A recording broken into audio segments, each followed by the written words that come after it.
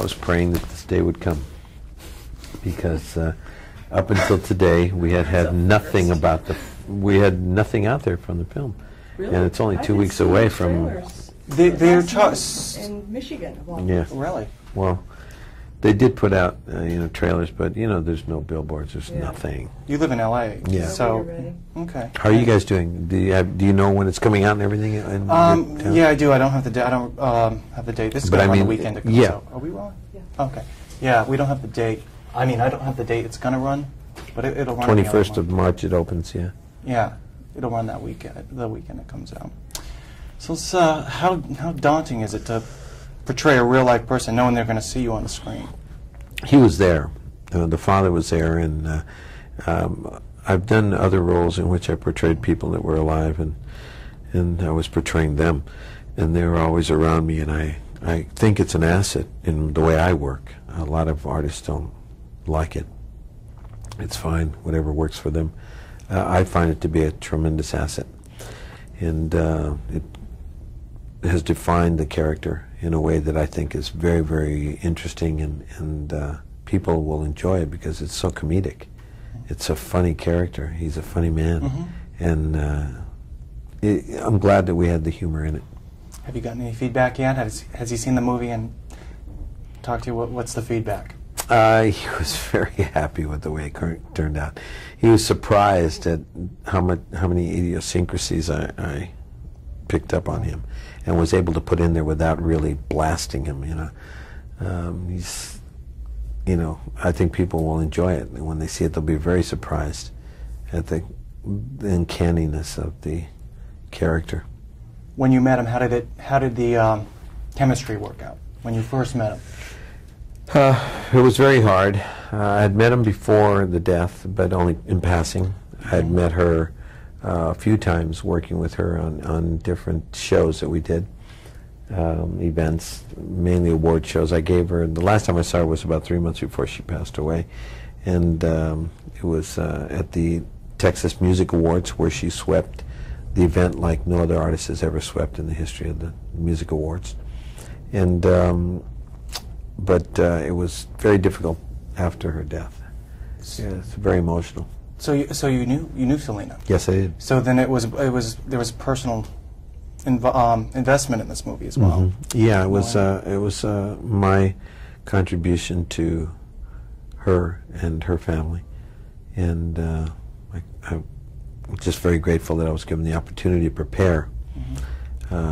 With 35 years of being in this industry before I had to portray her father, it helped me to make sure that the father was brought to life. I think people will relate with this because the film about the tragedy in what happened, because she did cross over, but after she died, after she was killed, she had 2 hits out in the United States, and I think they'll relate because it is a tragedy that we don't have more from her.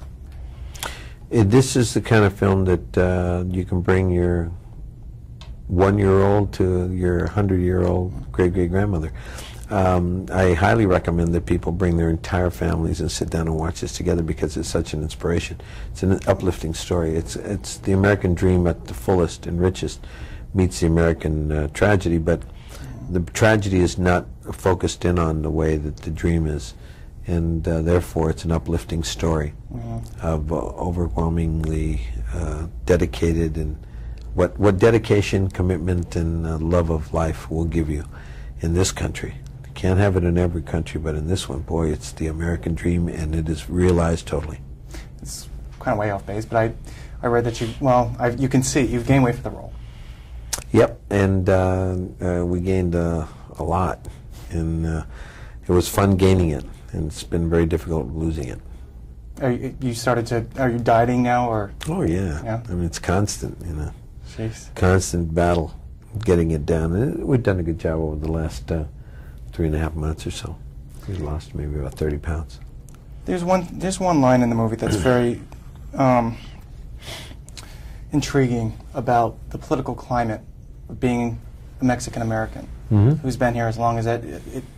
I can't quote you the line. Do you know the line I'm talking about, right?